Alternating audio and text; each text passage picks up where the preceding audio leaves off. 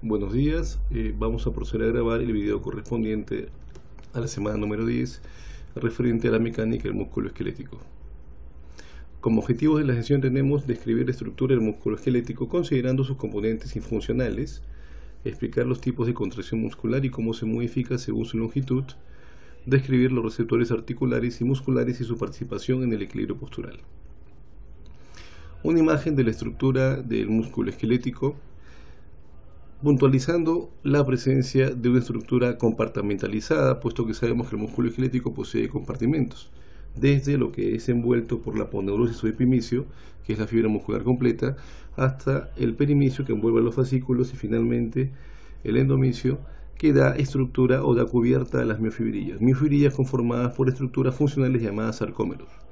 Sarcómeros que, como ya conocen, están dispuestos entre las llamadas líneas Z, como ustedes pueden ver acá, y una mayor longitud de ellas existe y por ende mayor longitud del sarcómero cuando el músculo se encuentra elongado, relajado, como estas se aproximan cuando el músculo está contraído durante el acortamiento muscular.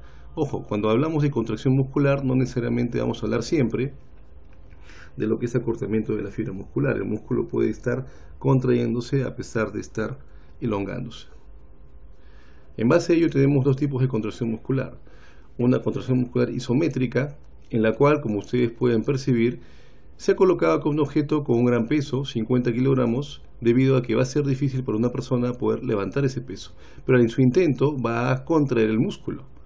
Como va a contraer el músculo y este músculo no va a cortarse, puesto que va a ser difícil levantar ese peso, esa contracción sostenida sin acortamiento del músculo se denomina contracción muscular isométrica. Como ustedes pueden percatarse, iso igual métrico longitud. El músculo no se va a cortar. Como el músculo no se va a cortar, se denomina contracción muscular isométrica. ¿De acuerdo?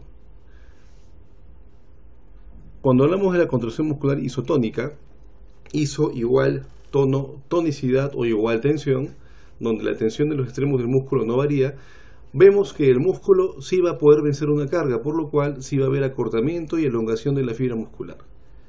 Cuando se contrae el músculo y eso implica acortamiento de la fibra muscular, se denomina contracción muscular isotónica concéntrica.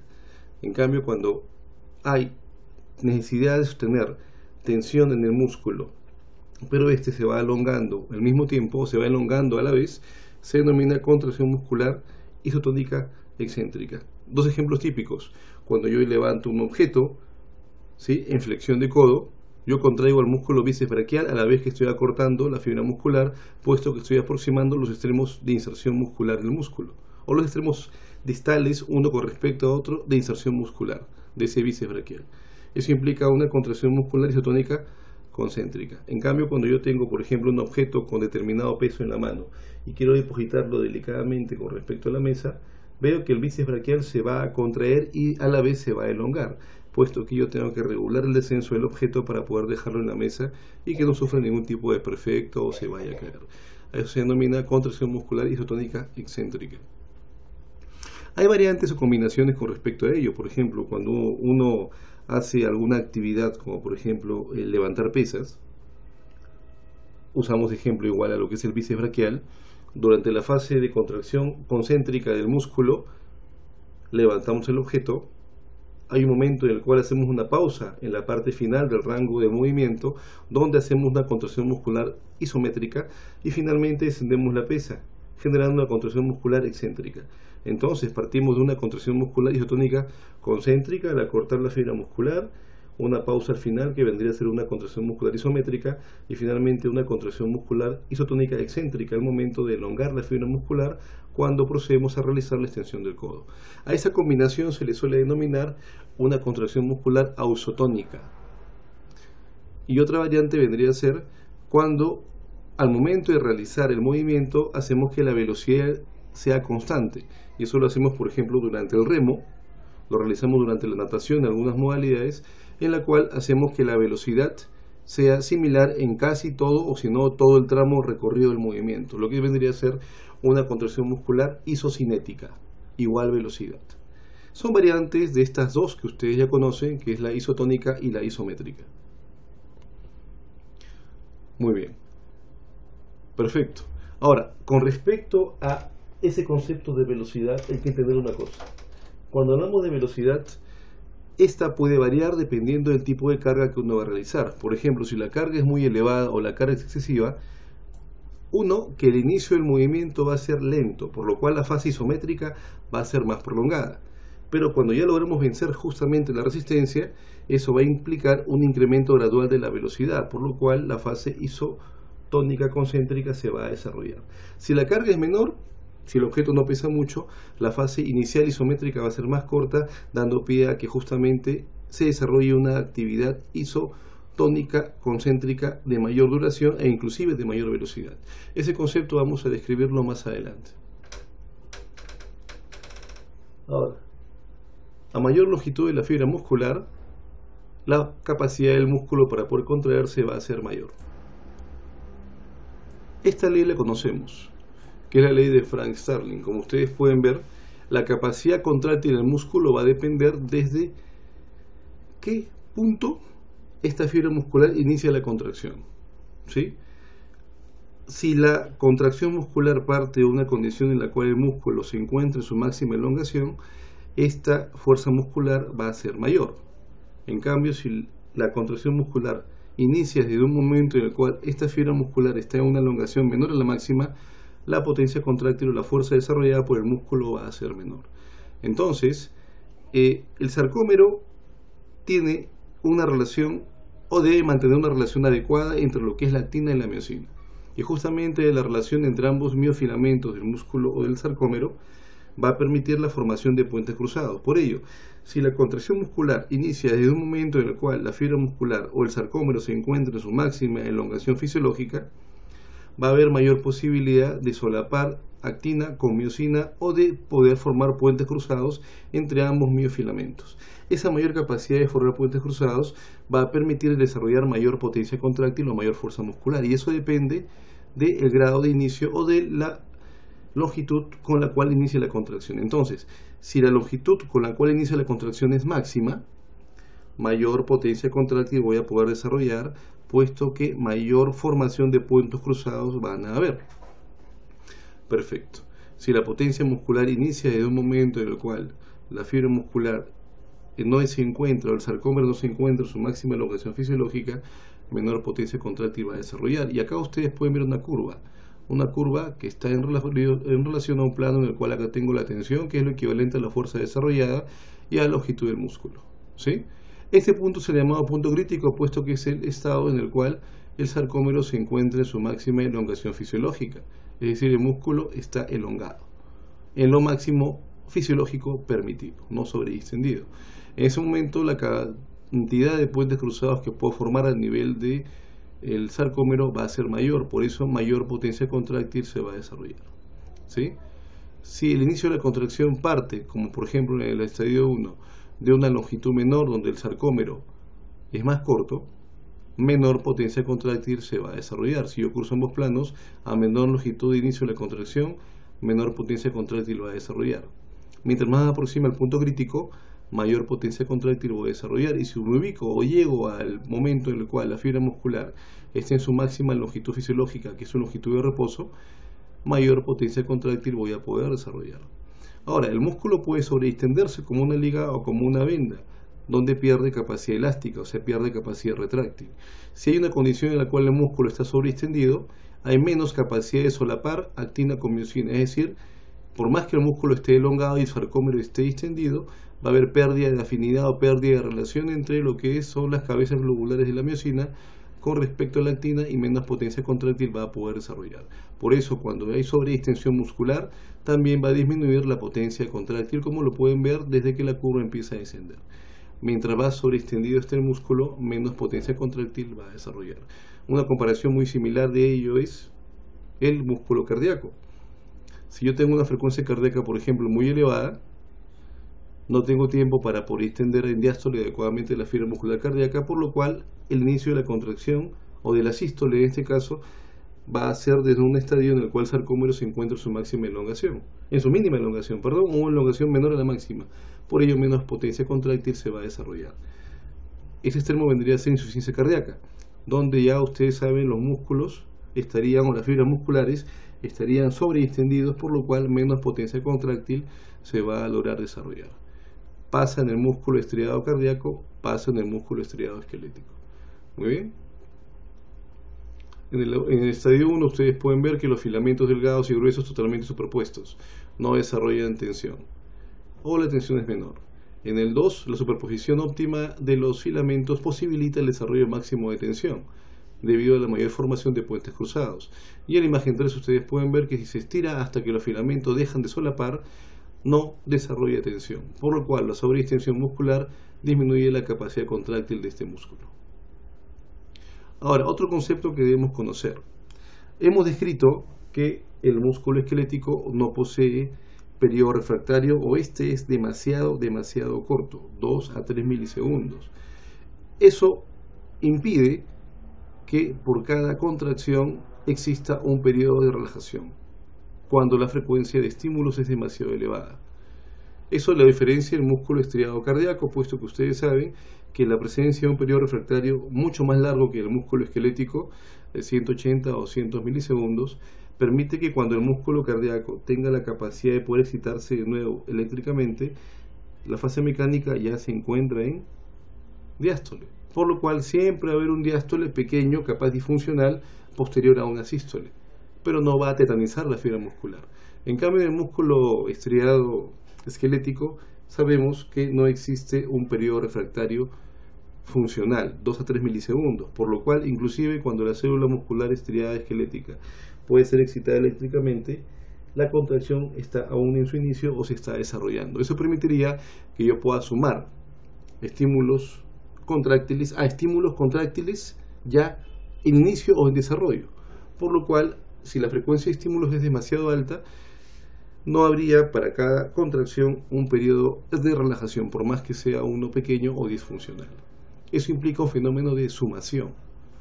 Como ustedes pueden leer acá en el texto, la estimulación repetitiva a baja frecuencia resulta en contracciones cada vez mayores, lo que se denomina sumación mecánica. Y esta sumación mecánica a la larga finalmente va a llevarnos a un concepto, que es la contracción tetánica. Muy bien, la alta frecuencia de estímulos superiores al umbral no permite completar una contracción espasmódica única. ¿Qué significa una contracción espasmódica única? Que posterior a cada contracción exista una relajación. La sumación entonces de eventos va a permitir que una contracción se sume a otra contracción si la frecuencia de estímulos es muy alta y finalmente el músculo se mantenga en contracción espasmódica única o contracción sostenida. ¿Sí?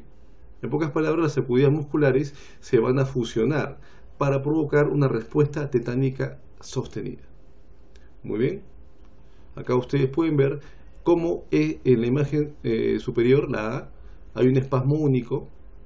En la B ustedes pueden ver que a medida que los estímulos eléctricos se van progresando o se van dando, se van sumando cada vez más respuestas contráctiles al estímulo general. En pocas palabras, ustedes pueden ver que en el caso de la imagen número B se va formando una escalera debido pues a que no inicia una contracción desde un reposo total o una relajación completa de la contracción anterior.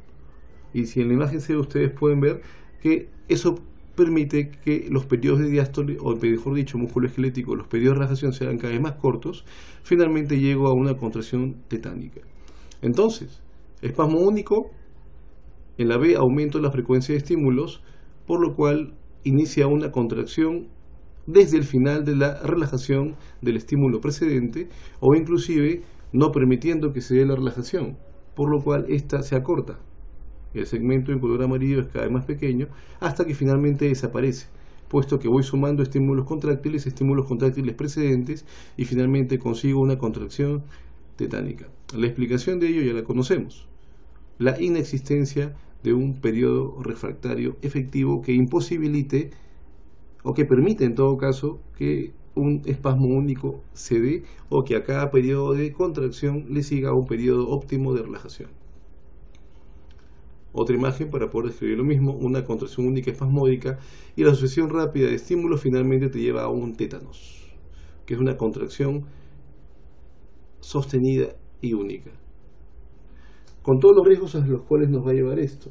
Si bien es cierto, el músculo esquelético no es tan relevante para manejar o de manera funcional, como tal vez lo podría hacer el músculo cardíaco en su afán de facilitar que exista un flujo de sangre mínimo, al menos cuando la frecuencia de estímulos es muy alta, ello sí va a comprometer inclusive la estabilidad muscular esquelética, puesto que ese espasmo único va a llevar a compromiso vascular por compresión y finalmente a isquemia transitoria, la cual puede provocar dolor y puede evidenciarse inclusive en algunos tipos de espasmos asociados a unas posturas inadecuadas. Con respecto a la relación que hay entre la velocidad de la contracción y la carga, ya se les comentó al inicio. ¿Qué se describió al inicio? En el caso de que la carga sea mayor al momento de iniciar la contracción, la velocidad de acortamiento va a ser menor, a tal punto que si la carga es imposible de desplazar, la velocidad va a ser cero. En cambio, a medida que la carga sea menor, o la carga aplicada a nivel del músculo sea menor, la velocidad de acortamiento va a ser mayor, a tal punto que si la carga llega a ser cero, la velocidad de acortamiento va a ser la máxima posible. Entonces, como ustedes pueden ver, si la carga es muy alta al inicio de la contracción e inclusive no la pueda desplazar, la velocidad va a ser cero y la contracción que estaría desarrollando sería una contracción isométrica, ¿de acuerdo? Y a medida que la carga va disminuyendo su volumen o su peso, la carga es menor, ustedes van a evidenciar que la fase isométrica va a ser más corta y da inicio a la fase tónica concéntrica o excéntrica, o sea, da inicio a la fase isotónica.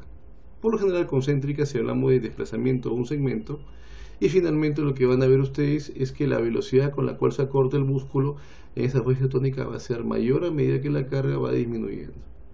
Entonces, a cargas máximas la fase isométrica es mayor, a cargas mínimas esta es menor, dando pie a la fase isotónica, que en este caso vendría a ser concéntrica. Ahora, dos conceptos que ya deben conocer ustedes. Cuando hablamos de tensión pasiva, hablamos de una condición en la cual la fibra muscular esquelética está relajada, no está siendo reclutada y está siendo elongada, y el hecho de elongar esa fibra muscular condiciona una tensión en reposo, la cual se llama tensión pasiva. Su equivalente a nivel del tejido muscular es que el tejido muscular estriado cardíaco es el concepto de precarga. Vamos a comparar bastante estos dos músculos debido a su naturaleza. Entonces, cuando yo hablo de tensión pasiva, es lo equivalente a la precarga del músculo cardíaco, que es lo equivalente a la tensión pasiva generada por la fibra muscular durante su elongación por alguna condición. En cambio, cuando hablamos de tensión activa, hablamos ya de la capacidad del músculo de contraerse en base a un reclutamiento en particular, si es que es necesario desplazar una carga, por ejemplo. Es lo equivalente a la poscarga del músculo esquelético, cuando ésta logra vencer una resistencia. Y es más, está condicionada, igual que el músculo cardíaco, por una resistencia.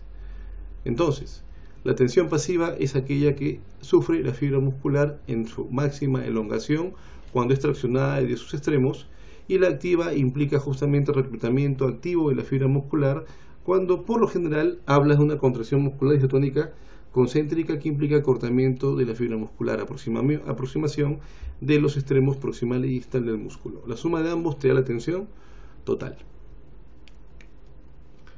Muy bien, ahora pasamos a hablar acerca de dos tipos de receptores importantes a nivel de lo que es el músculo estriado esquelético: el uso muscular y el órgano tendinoso de Golgi. Cuando hablamos del uso muscular, hablamos de que esta es la estructura funcional que uno valora cuando habla de la capacidad del músculo esquelético para realizar una contracción. En pocas palabras, el músculo esquelético está conformado por usos musculares. Y acá en la imagen ustedes pueden ver cómo un segmento de este músculo largo se ha separado para poder justamente evaluar la estructura de este uso muscular.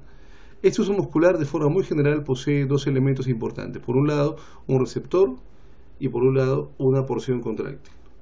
Un receptor y una porción contráctil. Muy bien, acá ustedes pueden ver de este gran músculo que se ha retirado lo que es el uso muscular, y en el cual yo voy a evidenciar dos elementos fundamentales: las denominadas fibras intrafusales, que son la parte sensible de este músculo, y una parte periférica, que son las llamadas fibras extrafusales, que vendría a ser lo equivalente a la porción contráctil del músculo. Entonces, tengo fibras intrafusales y fibras extrafusales. Muy bien, ¿Qué son las fibras intrafusales? Son justamente los receptores.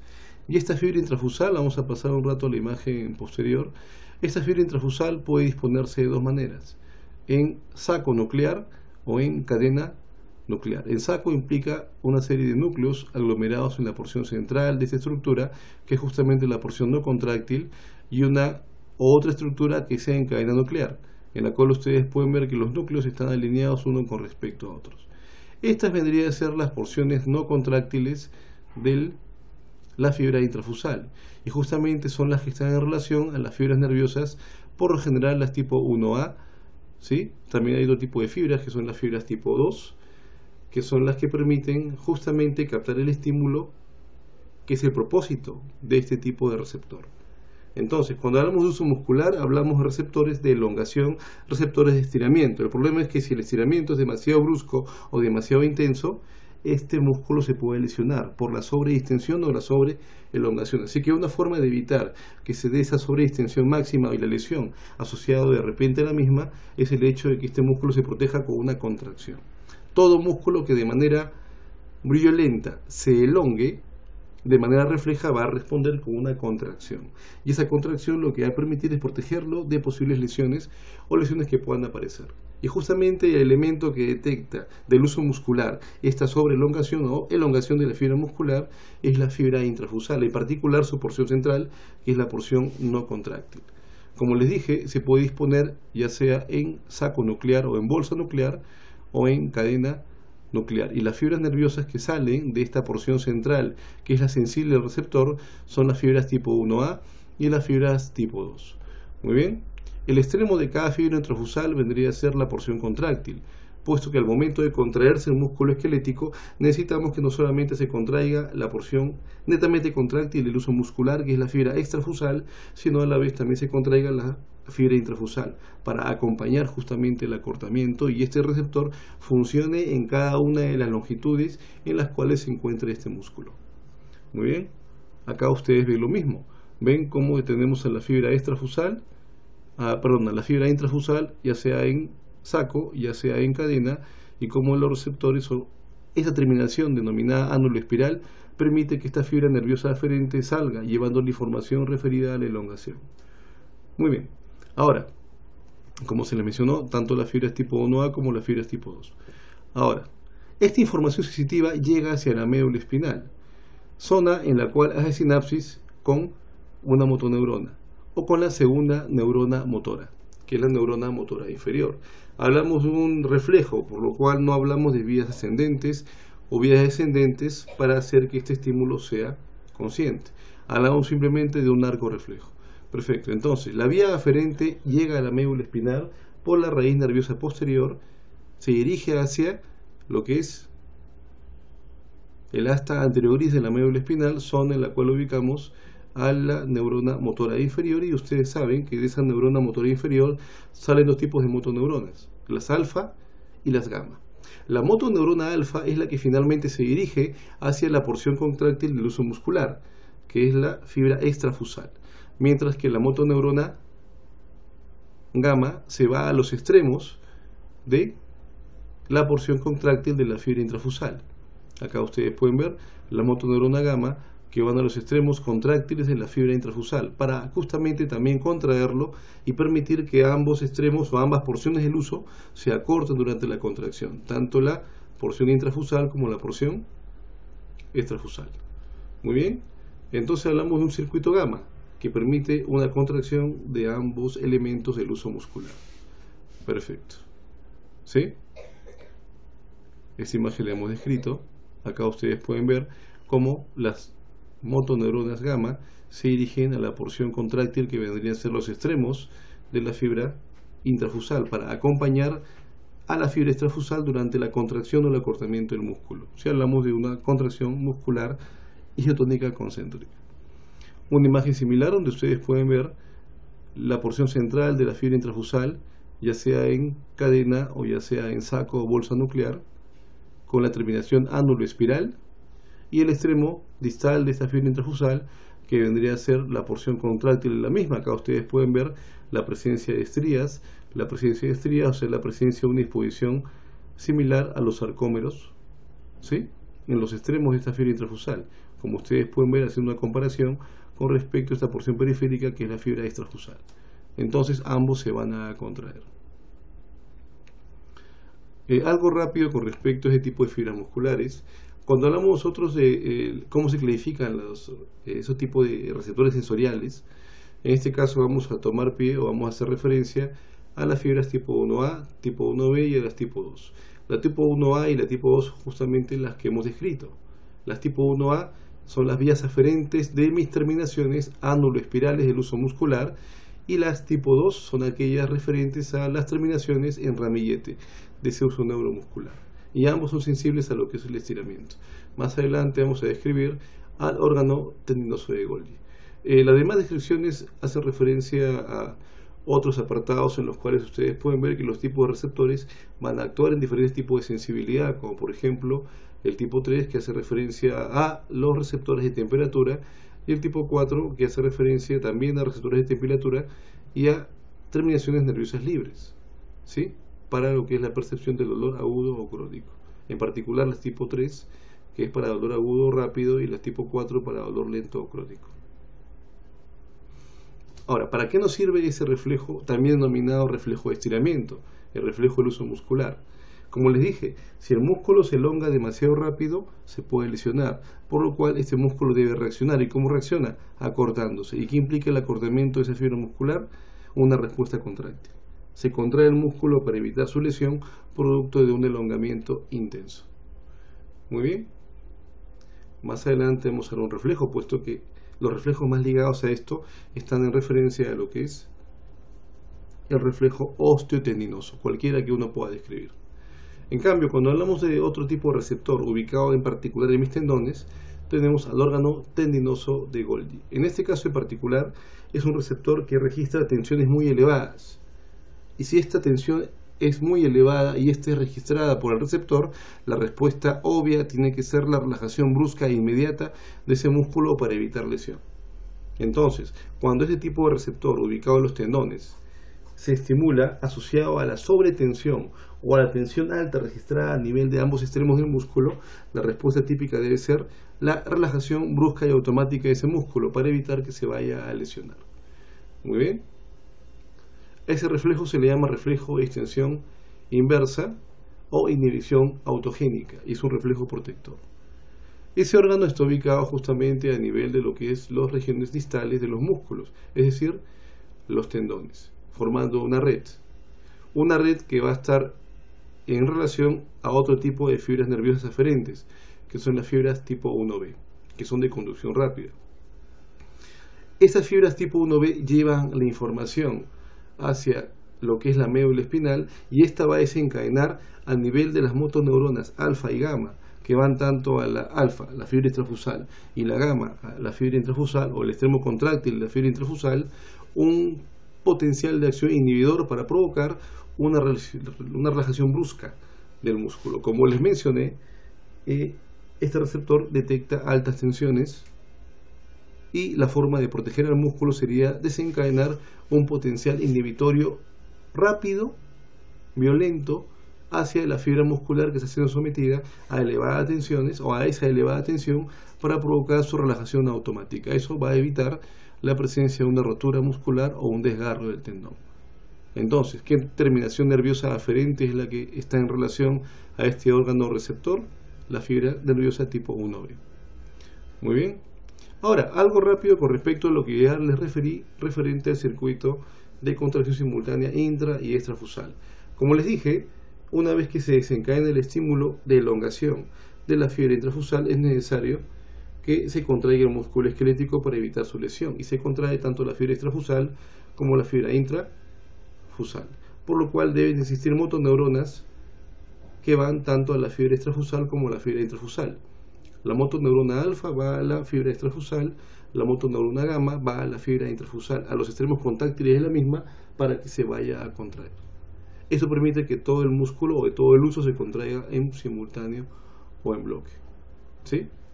Justamente ese circuito permite que esa contracción se dé, y no solamente hacemos referencia al músculo que es reclutado, puesto que ustedes saben que para poder realizar una actividad de forma armónica y sincronizada, no solamente hacemos referencia a la contracción del músculo agonista, sino a cada vez tenemos que facilitar que los músculos que colaboran con la actividad, como los músculos sinergistas, ¿de acuerdo?, también se contraigan. Más adelante describimos ese concepto.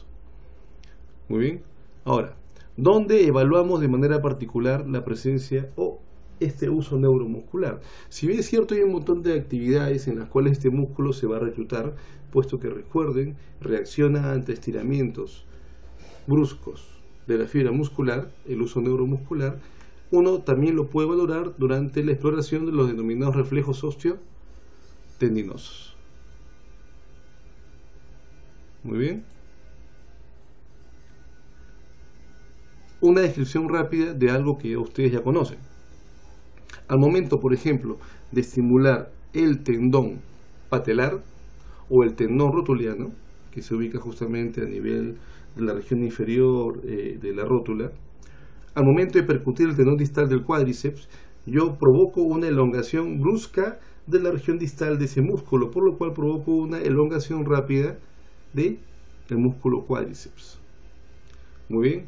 Al provocar justamente una elongación rápida del músculo cuádriceps, ¿de acuerdo?, se va a activar el uso neuromuscular, por lo cual se va a elongar la fibra intrafusal. En particular, esa elongación va a ser detectada por la porción central no contráctil de la fibra intrafusal y va a enviar estímulos, ya sea aquellas fibras en cadena o en saco, por una neurona aferente tipo 1A y tipo 2 hacia la médula espinal. Al llegar a la médula espinal, ese estímulo hace sinapsis con la motoneurona inferior y de ella van a salir las motoneuronas alfa y gamma hacia el mismo músculo que se ha elongado para protegerlo, pero a la vez debe enviarse motoneuronas alfa y gamma hacia el músculo que se opondría al movimiento, que es el músculo antagonista, que es el denominado músculos isquiotibiales. Entonces, si la respuesta en base a ese reflejo va a estar desencadenada por el músculo cuádriceps crural, la respuesta o el músculo que se opondría al movimiento realizando la flexión de rodilla, que son los isquiotibiales, deben relajarse. Entonces, una vez que ese estímulo aferente de elongación llegó hacia la médula espinal, esa sinapsis con la motoneurona inferior a nivel del asta gris anterior de la médula espinal, deben salir dos tipos de motoneuronas, alfa y gamma, hacia el músculo que se ha elongado para contraerlo con un potencial de acción excitador, y motoneuronas alfa y gamma hacia el músculo antagonista, que vendrían a ser los músculos de la cara posterior del muslo, los músculos isquiotibiales con un potencial de acción inhibidor. Para ello, entonces, ese estímulo aferente debe hacer sinapsis en la médula espinal con una interneurona, la llamada interneurona inhibitoria de Renshaw.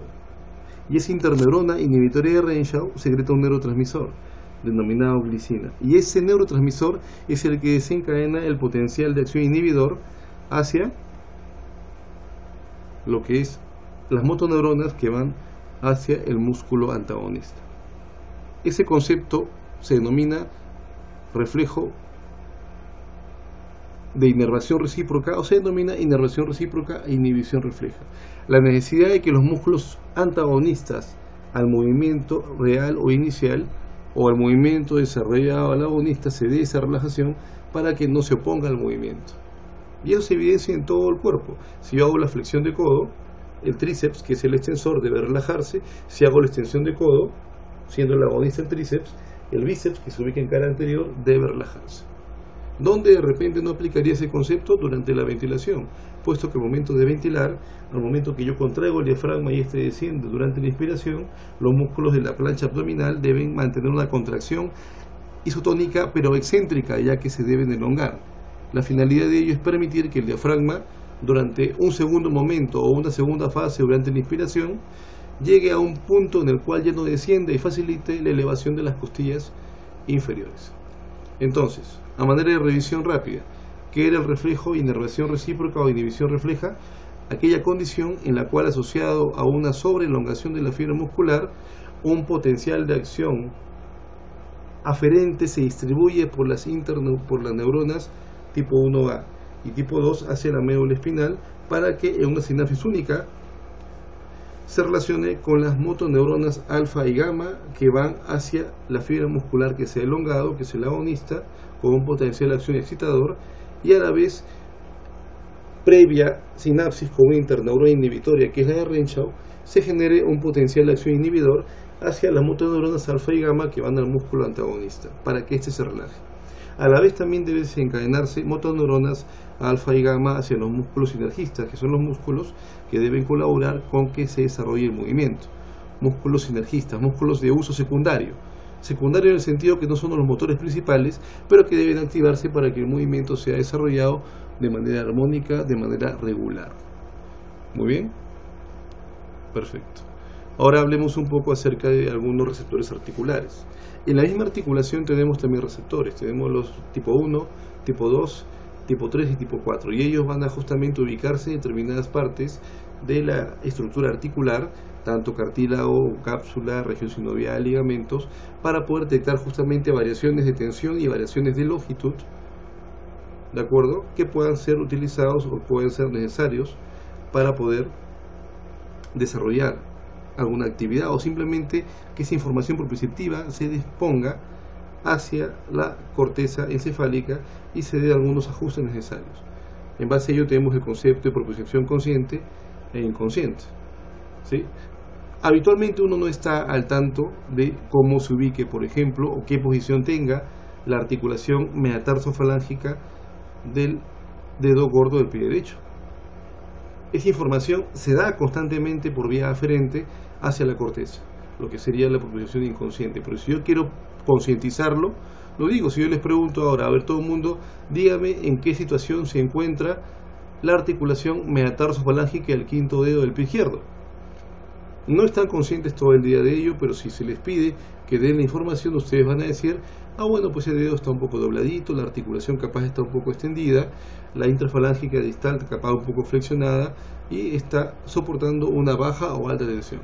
Como les digo, no necesariamente son conscientes de ese tipo de información hasta que lo desean concientizar. Conceptos que ya hemos revisado en el sistema nervioso.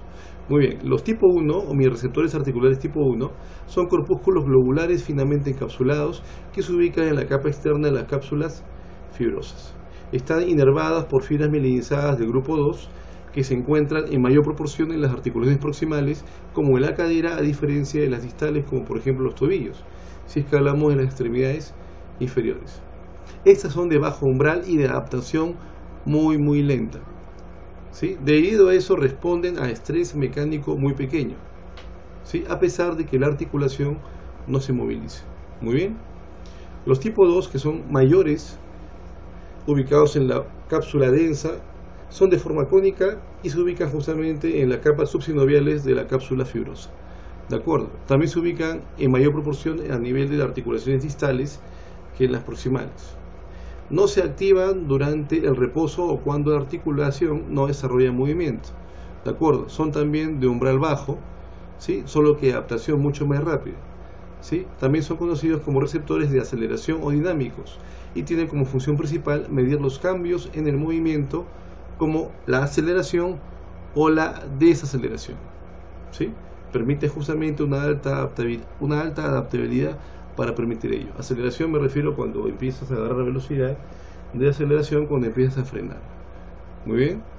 Los tipo 3 consisten en corpúsculos finamente encapsulados que están ubicados en ligamentos intrínsecos, dentro de la cápsula articular y fuera de mi cápsula articular, los extrínsecos de muchas articulaciones. Son los más grandes que encontramos a nivel de este concepto o a nivel de la articulación y se comportan al igual que mis órganos tendinosos de Golgi. ¿Sí? Son de alto umbral y se adaptan muy lentamente. Son inactivos cuando no se moviliza la articulación y solamente responden al igual que mi órgano tendinoso de Golgi cuando la tensión es elevada, ¿sí?, en los ligamentos de la articulación. Los tipo 4 son desencapsulados, no poseen cápsulas, son terminaciones libres y se pueden dividir en dos tipos, las 4A y las 4B. Las 4A forman plexos en forma de faja, ubicados en grandes cavidades articulares en todo el espesor de la cápsula articular, pero no están presentes en el tejido sinovial, menisco o cartílago articular. ¿De acuerdo? En cambio, los tipo 4B son también terminaciones nerviosas libres, son escasos, y están confinados básicamente a ligamentos intrínsecos y extrínsecos. Ambos son considerados nociceptores, es decir, captan estímulos dolorosos, ¿sí? Y esto justamente cuando la deformación mecánica es muy elevada o hay algún tipo de irritación a nivel del tejido en el cual se ubica, ¿sí? Irritación que puede ser provocada tal vez por el ácido láctico, iones de potasio, histaminas, o cuando hay isquemia asociada a lo que es la hipoxia. Muy bien, entonces como ustedes pueden ver, estos receptores permiten captar todo tipo de estimulación asociada no solamente a componentes mecánicos, sino a componentes químicos, información aferente que llega justamente hacia la médula espinal, asciende formando parte del circuito de propulsión o circuito proprioceptivo, ya saben ustedes, cordón posterior de la médula espinal, y el encéfalo lo que se encarga es justamente regular. Si es dolorosa la posición en la cual se ubica la articulación, se envía un estímulo receptor, un estímulo que justamente debe ser adecuadamente entendido, captado, percibido, con la finalidad de hacer los ajustes necesarios para evitar esa condición que provoca el estrés articular. Con respecto a estos reflejos ya conocemos varios, lo hemos desarrollado en otros cursos. Los que vamos a explorar nosotros son el reflejo bicipital, rotuliano y aquilio. Acá ustedes pueden ver que para desencadenar mi reflejo bicipital, la percusión se hace a nivel del tendón distal del bíceps, provocando la contracción muscular de este bíceps, y por inhibición refleja, ya saben, la relajación del tríceps braquial, siendo este segmento medular el de integración C5-C6. El rotuliano, percusión distal del tendón rotuliano, provocando la contracción del cuádriceps y relajación de músculos isquiotibiales por inervación recíproca, integrándose este en médula a nivel de L2, L3 y L4, al igual que el reflejo aquilio, que se integra a nivel de S1 y S2. Ahora, algo rápido con respecto a bloqueo neuromuscular. La estructura del receptor ya la conocemos, ¿sí? Cuando hablamos de bloqueo neuromuscular, hablamos de aquellas condiciones que van a provocar que este músculo no se contraiga. Eso implica bloqueo neuromuscular, y ello está íntimamente ligado a la estructura del receptor nicotínico. Como ustedes saben, posee 5 subunidades, y cada subunidad posee dominios transmembranales, que son justamente las que permiten formar los bucles que van a condicionar los estadios en los cuales se ubique este receptor, desde cerrado inactivo hasta abierto activo. Muy bien.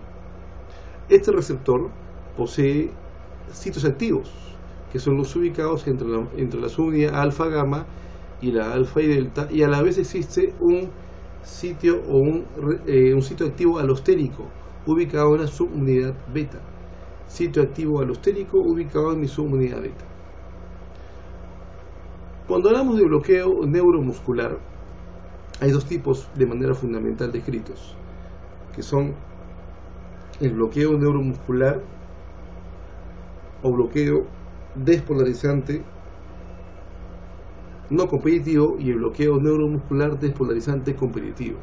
¿A qué hago referencia a ello? Si hablo de un bloqueo neuromuscular no despolarizante competitivo, estoy hablando de inocular o inyectar una solución que compita con la acetilcolina por llegar al receptor nicotínico, al igual que la miastenia gravis, solo que en este caso es un fármaco que compite con la acetilcolina por llegar a mi receptor nicotínico, interactuar con los sitios activos de mi receptor y evitar que la acetilcolina llegue. Y como no es el neurotransmisor, no va a desencadenar despolarización. Para ello tengo algunos tipos de fármacos, ¿sí?, que son los denominados curare, ¿sí?, agentes competitivos. Los denominados curare, la familia de los curare: atracurio, mibacurio, pancuronio, tubocuranina y errocuronio. No es importante que sepan la estructura molecular, pero sí que justamente en base a esta estructura molecular y la similitud que poseen algunas porciones con respecto al neurotransmisor, va a lograr el bloqueo necesario. Entonces, cuando hablamos de bloqueo neuromuscular competitivo no despolarizante, hablamos de un fármaco que va a competir con la acetilcolina por llegar al receptor nicotínico, le va a ganar y no va a permitir que se desarrolle la contracción muscular, debido a que no tiene la capacidad para despolarizar la membrana muscular o postsináptica, ¿sí? Cuando hablamos de bloqueo neuromuscular no competitivo despolarizante, ¿de acuerdo? No competitivo despolarizante, hablamos de la succinilcolina de manera fundamental. El decametón es otro fármaco. ¿Qué pasa en este caso? Este fármaco se va a unir al sitio alostérico del receptor o de la subunidad beta. ¿Y qué va a facilitar? Va a facilitar la potenciación de la acetilcolina a nivel de los sitios activos del receptor. Como potencia la actividad de este neurotransmisor en el receptor nicotínico, acetilcolina, va a llegar un momento en el cual va a desensibilizar al receptor, imposibilitando que más adelante éste pueda captar otro neurotransmisor. Entonces, mediante lo que es una potenciación de la actividad de acetilcolina, lo que va a condicionar a que se potencie la respuesta contráctil, finalmente lo que vamos a provocar es que este músculo termine en fatiga. Y esa fatiga es la que finalmente va a lograr el bloqueo neuromuscular.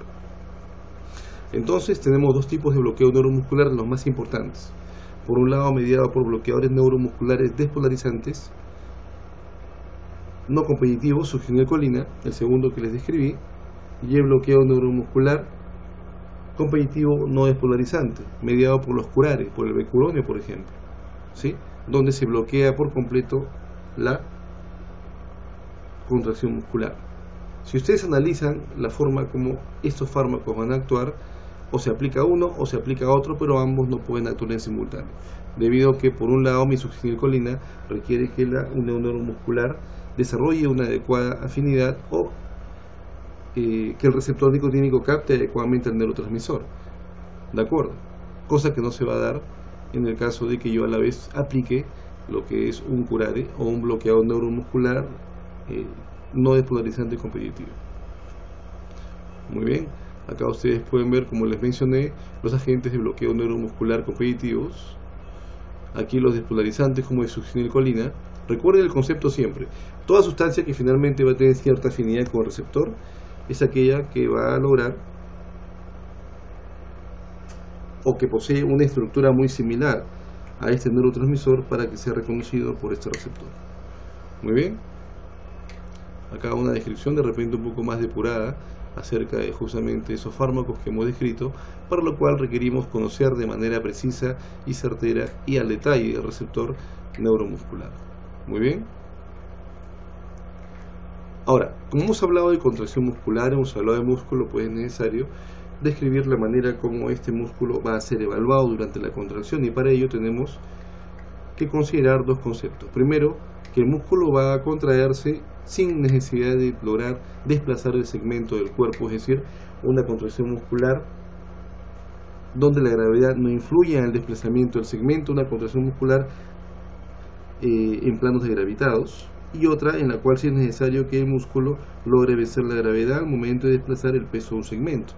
Para ello tengo 6 grados, que ustedes pueden ver van desde el grado 0 hasta el grado 5. Los primeros 3 grados implica planos degravitados o grados no funcionales, mientras que el grado 3, 4 y 5 implica planos gravitados o grados funcionales.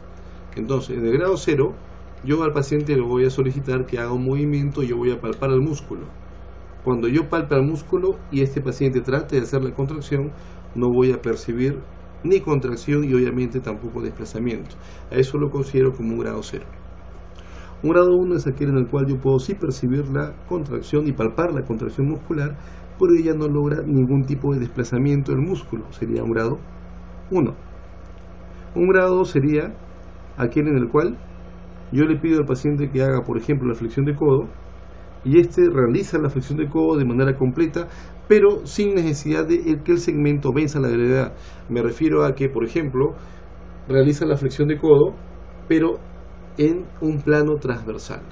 Lo equivalente, por ejemplo, a colocar mi brazo sobre una mesa con el codo parcialmente extendido, totalmente extendido, y que el antebrazo se desplace durante toda la mesa al momento de realizar la contracción muscular en el plano de la mesa. ¿Sí? Si se percatan, en ningún momento el bíceps braquial, que es el que está realizando el movimiento, está desplazando el segmento, antebrazo y mano, tratando de vencer la gravedad. Lo que está haciendo es desplazar transversalmente el segmento sobre una superficie que debe ser totalmente lisa o con la mínima fricción. ¿De acuerdo? Si el rango de movimiento se desarrolla de manera completa, hablamos que es un grado no funcional o un grado 2. Para hablar de un grado 3 tenemos ya que considerar que este paciente debe poder realizar, por ejemplo, la flexión de codo de manera completa en sentido vertical, es decir, venciendo la gravedad. Cuando yo hago el desplazamiento en sentido vertical, ya le sumo al peso del segmento el efecto de la gravedad, por lo cual ya hablo de peso. A la masa le sumo la gravedad y ya hablamos de peso. Por lo cual, si el paciente, por ejemplo, logra realizar la flexión de codo completa desde 0 grados hasta los 120 o 130 que posee la flexión de codo, venciendo la gravedad, es decir, en sentido vertical, sería un grado 3. Pero no le aplico ninguna resistencia para que lo haga. En el grado 4, a ese mismo movimiento le aplico una resistencia y se la logra vencer, grado 4, y si la resistencia que le aplico es una resistencia elevada, máxima, dependiendo del tipo de persona que tenga al lado, o a la cual le voy a hacer la prueba, sería un grado 5, vence la gravedad y vence la resistencia total. No entra a tallar justamente las variaciones con respecto a cada uno de los grados, debido pues a que, si se percatan, entre el grado 1 y el grado 2 tengo una gran diferencia. En el grado 1 se contrae y no hay movimiento, grado 2 se contrae bien con movimiento completo sin gravedad o en plano de gravitado. ¿Y qué pasaría si solamente logra un arco intermedio de movimiento? Ahí aparecen los denominados grados más y menos. Solo para dar un ejemplo nada más. Un grado 2 menos o un grado 1 más sería aquel en el cual el paciente realiza un pequeño desplazamiento por debajo del 50% del rango del movimiento, ¿sí?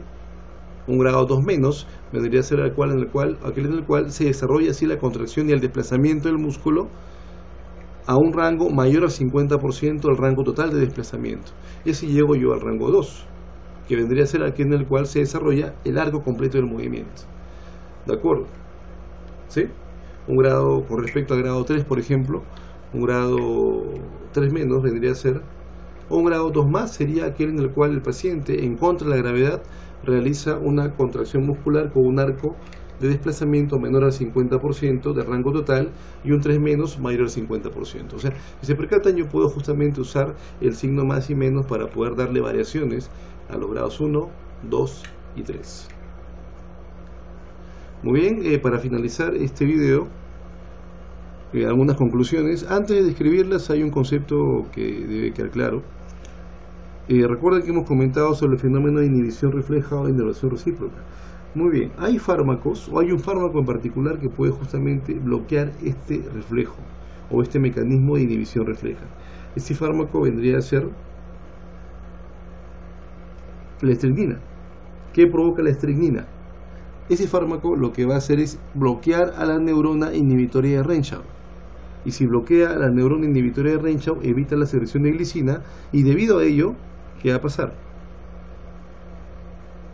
No se produciría la relajación del músculo antagonista o de los músculos antagonistas una vez se ha reclutado el músculo agonista, ya sea de manera voluntaria o de manera refleja, por lo cual lograrías una cocontracción sostenida tanto de músculos agonistas, sinergistas e inclusive antagonistas, o en todo caso una cocontracción sostenida de músculos agonistas, antagonistas y sinergistas, lo que imposibilitaría que el músculo haga movimiento. Es un veneno, ¿sí? Y si hay una contracción tanto de agonistas como antagonistas, va a ser imposible que, por ejemplo, si hablamos de la ventilación, este paciente pueda realizar una inspiración y una exhalación, puesto que no habría posibilidad de que incremente los diámetros al inspirar o disminuya los diámetros al exhalar. Habría un bloqueo total de la capacidad ventilatoria del paciente. ¿De acuerdo? Recuerden que cuando hablamos de lo que es la neurona o la interneurona inhibitoria de Renshaw, esta justamente hace contacto con el primer nodo de Rambier de las motoneuronas alfa y gamma que se dirigen hacia el músculo antagonista, justamente bloqueando el desencadenamiento del potencial de acción inhibitorio o evitando que se dé el potencial de acción inhibidor hacia los músculos o hacia las motoneuronas alfa y gamma que van al músculo antagonista, evitando que éste se relaje cuando debería hacerlo, asociado a la contracción del músculo agonista. Muy bien, entonces las conclusiones del presente video son las siguientes. La estructura contráctil del músculo esquelético permite sostener la contracción mientras éste se elonga o acorta, concepto de isotónica concéntrica, excéntrica o inclusive la contracción muscular isométrica. Los receptores articulares participan en la estabilidad postural y dinámica durante el movimiento, hablamos de propioceptores, y el bloqueo neuromuscular se puede realizar de diversas maneras y para ello hay que considerar las características del receptor nicotínico, ¿sí? La estructura del mismo y justamente en qué porción de este se va a desencadenar la interacción con respecto a los fármacos para provocar el bloqueo neuromuscular. Muy jóvenes, sería todo con respecto al video. Buenos días, que pasen feliz fin de semana.